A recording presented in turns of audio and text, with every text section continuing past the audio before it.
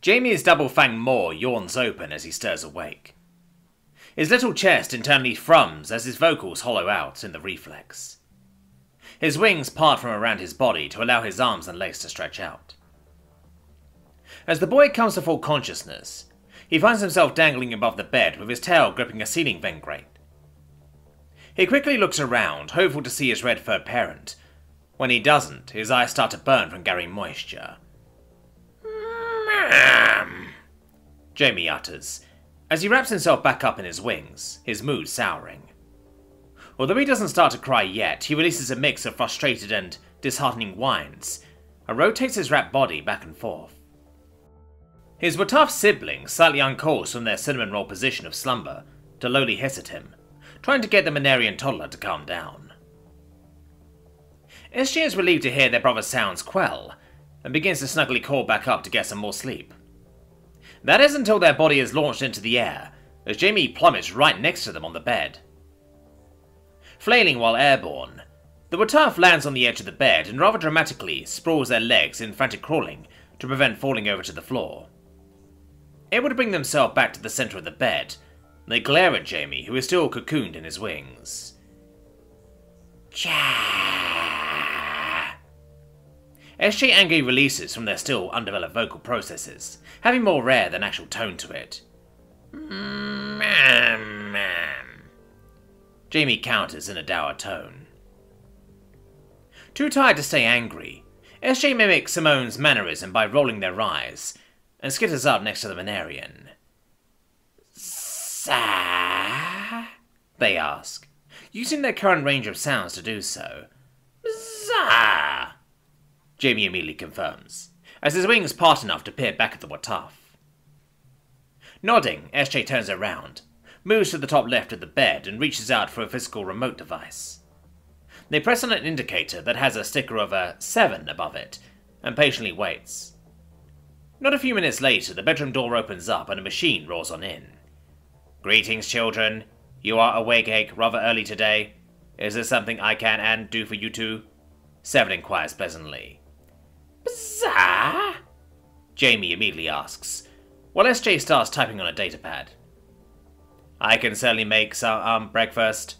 The free-lighted cranium of the bot nods. SJ taps the pad in rapid clicking jabs, and turns it over for the bot to read. Mums today? Home soon? They inquire through text. 7 remains silent for a brief moment. I am uncertain, however I will try to contact at them to see if they are available for a call, the bot promises. SJ glances over to Jamie before typing a response. Okay, thank you, 7, they reveal to the babysitter. Of course. I will go start your breakfast. Would you like to wait here or in the mess hall? 7 offers. Admittedly wanting to stay and watch cartoons, the Wataf also felt a bit cooped up. We come with you, they write in response on their pad, before crawling over to the side of the bed. Very well. Jamie, would you like Ike for me to carry you? 7 nods, while howling their mechanical arms out. Fully unfurling himself from his own bundle, the Manarian toddler reached out to take hold and drag the rest of him into the machine's arms. Despite having already learned his lesson several times before, he attempts to bite on the bot for security. Feeling his fangs scrape against solid metal once again, he huffs in displeasure. Your parents will be back as soon as they are able, Jamie. 7 tries to soothe the young boy, as they carry him out to the hallway with SJ skittering at their side. I know it's unfair that they cannot be here with you at this time, and that you're already aware of how it feels to lose parents, but Simone and Chak's duties to you reach far beyond simply being physically by your side day by day. They are currently trying to secure both of your futures, because, unfortunately, most of the galaxy's future rests upon their shoulders, which is unfair as well. You may be too young to understand, but one day you'll look back and see how much you are loved and cared about. You will see how much you mattered and will continue to matter, the bot gently says, as they bring the children closer to the mess hall. How does potatoes, scrambled eggs with chopped up sausage mixed in sound down to you, Jamie? And for you, SJ, your favourite fish-ish fillets on top of your own lightly cooked scramble? 7 proposes, to which both children agree eagerly. Very well. After breakfast, I will prepare air for your wing exercises, Jamie. And SJ, I have newly gifted drawing utensils from your uncle that you can try out today, the bot adds. After which, I will be conducting in your circular lessons separately, before all bedtime. SJ did their equivalent of a sigh, not because they're not looking forward to the day, but because they still feel very tired to start it. Once in the walkway after the cargo bay, the three begin to overhear a tired old Trumple speaking into his comm, at his pilot seat ahead. Yes, of course I understand, but I will have to ask you to remain patient. I am not at liberty to share our recovered information. However, once the security chief returns from offshore leave, she will send everything you've earned for your job well done. Chugnook assured. We will not be leaving the protection of these mercenary ships, and I apologize I'm not at liberty to grant access to where the security chief and princess are in Central. I'm doubtful that I even could do so if I desired to at this time. Right, best of luck. He hangs up the call. Curious, SJ pulls away from entering the mess hall to visit their grandfather. Immediately hearing the tapping of Wataf legs against the solid floor, the captain turns his seat around to face the child. Ah, SJ, good morning. The winged rascal wake you up earlier again, I take it? Wahaha! He guesses. SJ nods and skitters up the seat, to rest on Chugnook's shoulders. Blazing stars, you are growing faster and faster. Soon you won't be able to do this anymore. The captain notes, as he slightly adjusts the child into a more comfortable position. But that just makes this time all the more valuable, eh? SJ hisses bashfully, before lifting their datapad to write a message. I can nap until food is done, Grandpa? Ah, of course you can, the old man granted in a much softer tone of voice. In fact, I'll message Seven to hold off on your breakfast until you're ready. Thank you, Grandpa. Jamie does not sleep for very long, SJ types, and loud when he wakes up. I know, and you're doing an amazing job, but if you need a break so that you can sleep in, I'm certain you can sleep in another room for a time, Chugnook replies. Mum asked me to watch him. I want to do good, SJ admits. Well, like I said, you've been doing amazing. But despite perhaps not stating so, I think your mothers would expect you to take care of yourself just as much. You should look after your little brother, but you aren't his parent. Remember that, so you can remind your mothers. Your parents love you very much, SJ, but with Jamie's circumstances, they may become too focused on it. Yet I know they will be receptive to your boundaries once informed. They'll understand, he assures, before sending off his message to Seven. Okay, SJ responds, as they set down their pad for Chugnook to take for the time being. They nestle in and close their eyes to resume much-needed slumber. The captain chuckles and adjusts himself for a quick nap as well, since his rest was interrupted as well. But instead of immediately going to sleep, an old shanty poem from his youth rose to the forefront of his mind. Well, it was more of a simple poem that Terrans used to chant in a shanty manner. Apparently many of their work songs and chanties spread far and wide through osmosis alone, many of which are not commonly known to be of Terran origin. Almost involuntarily, he begins to hum the tune, and soon after starts to softly recite it under his breath, for the resting child present. In the endless expanse of the void, a weary traveller roamed, their hearts set on the distant stars, their soul forever roamed. They chanted new horizons, and crossed the great unknown, through asteroid fields and cosmic storms, their journey onward flown. Yet with each passing moment they longed for something more, a home to call their own, a family to adore. And so they set their course towards a distant light, a beacon shining in the dark, a homecoming in sight. As they soared through the galaxy, their hearts began to race, for waiting for them on that world were loved ones they could embrace. The journey was not easy, but they knew it was worthwhile, for at the end of their long voyage they'd find a loving smile. And now they've landed safely on their home planet's shore, their journey at an end, their heart ample to the core. Well, good news is that we were hardly mentioned in any of the news reports coming in. At most they are calling us witnesses, though there's some mild skepticism about that, Chuck updated, as she walked towards the hotel room kitchen area, which was recently delivered with premium meats from all parts of the universe. Sonla had eaten through an impressive quantity, but now sits in a partial food coma with a half-eaten steak of some purple-fleshed beast hung out of the side of her gnawing mouth. We expected as much, Simone replies, as she winces while standing up from the dining area. Oh shit. I'm going to be feeling this for a while, she grunts, before stripping her upper body from clothes to expose new nasty bruises. Although her jacket managed to save her life, there's 3 distinctly gruesome impact points across her torso from the Thakmor's shots. Oh dear. Oh no, that looks really bad, Chuck worries, as she comes up in a hurry to get a closer look. Careful not to touch the bruising, the Callie inspects the Terran's wounds. Yeah, it ain't ideal, but receiving medical care at the scene would have exposed more of our involvement, but it's nothing I haven't received in my military days, so I think I'll be fine. I'm gonna sink in the tub for a bit though. If it gets any worse, we'll decide on what to do then, the redhead replies, as she starts her way across the hotel room. I'll be keeping an eye on you, Chuck cautions, as she remembers the Vapor Perner incident. As if you couldn't resist looking regardless, Simone teases back with a pained chuckle. Shaking her head, the princess glances back over at their Varuk guest, who no longer had the steak dangling out of her mouth.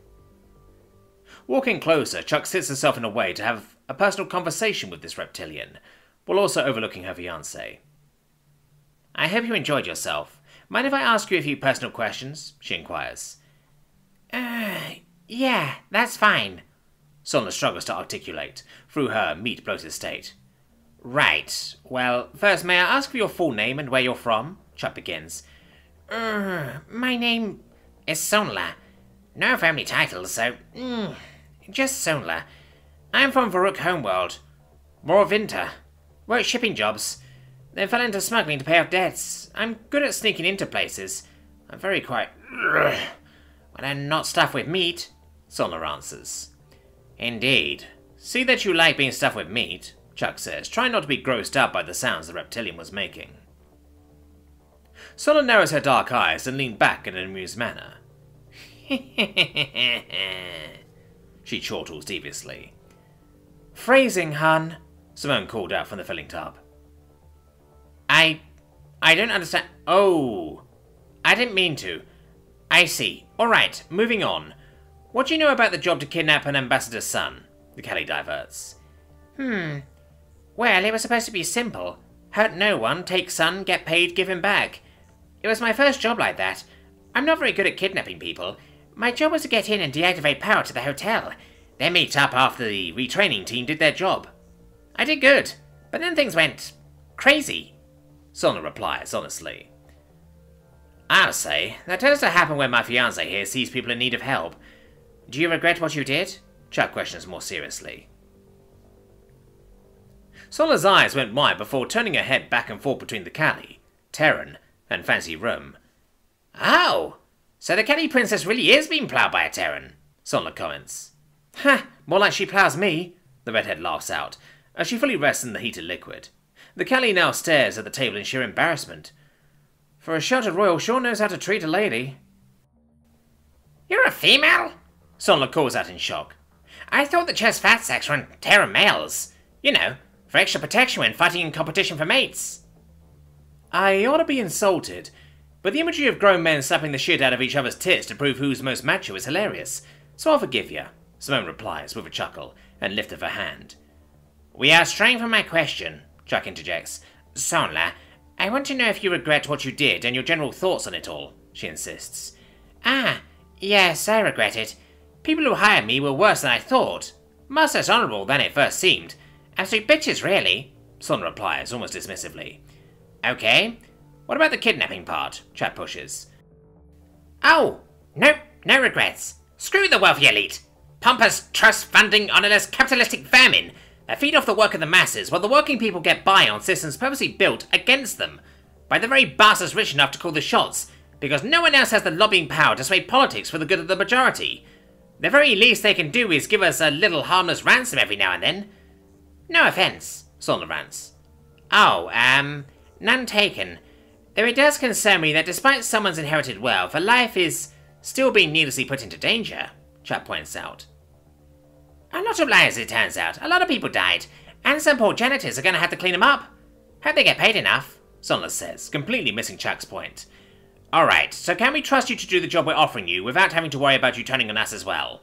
Chuck bluntly asks. Are you going to pay me what you promised? Sonla counters. Yes, of course, the princess nods. And you're not going to leave me for dead, the Varrook pushes. You have my promise that we won't, the Kelly vows. And you will help me get a boyfriend? Solna says rather quickly. Excuse me? I'm afraid I don't understand what you mean by that, the princess replies in confusion. The ambassador's son. I think I like him, Solna confirms. The Zartuk ambassador's son? The one you helped kidnap? Chuck asks, bewildered. Yes. You don't see a problem with him knowing that. I helped save him too. It evens out. That's not how that works, Sonla. Sure it can. No. Sonla, I believe kidnapping isn't a common way for couples to meet. Good thing I'm not common. I'm extraordinary. That's not... I'm sure you're great, but the man has a wife, Sonla. A wife with a harem. Alright, granted. But still, I believe his heart is just for her. Competition is what drives innovation. What? You heard me. No, I did, but... What does that even mean in this context? Are you planning on trying to officially separate him from his wife? Planning? No. But I'm scrappy and creative. If he chooses me over her, then I can't say what will happen. Wait. I thought you just said you hated his class of wealthy people. Even if you were to succeed in wooing him and somehow agree to be wed, would you not come to resent who he is? I can fix him. Chuck stares at the Varrook blankly, before tilting her head to perhaps get some help from her fiancé to salvage this interaction. Simone is now leaning out of the tub while resting her head in her hands. A playful grin already spread across her face. I bet it has nothing to do with his father having direct power over the Zartuk meat markets. Huh? She says with a chuckle. No, not much. It would be a good perk, yes, but that's it, Solna defends. Right, listen, I admire your spirit, but sometimes you just gotta let... Simone begins to reply, before her lens receives a message. Glad to see you made out to your little political spat, all right. Achieved more than we are, if I'm being honest. But I'll catch you up later. I have a request from Seven. Your kids want to see you, from Thorn. Simone sat up straight. Uncaring of her bruising pain, she measures back. Yes, 10 minutes. Hun, we're going to call the kids here in 10 minutes, she notified, before dragging herself out of the tub and hurtling over in pained grunts to throw a bathrobe on. Chuck's eyes flash in excitement as she gets off her seat. Ow, alright, great, she chirps back, checking her own person for any stray blood splatter. Please remain here or rest on the cushion seating over there, Sondler. We'll continue this later. Please be quiet, we'll be talking to family. Anything you hear or see does not leave this room. Consider that there will be a credit bonus for you, she says, before rushing off to the bed to prepare for the call. Sondler simply watches on as these two badasses that just stormed, disrupted and then thwarted her previous employer's plans, in a harrowing chase of peril, death and violence, giddily rush around and checking one another to look as presentable as possible for these kids.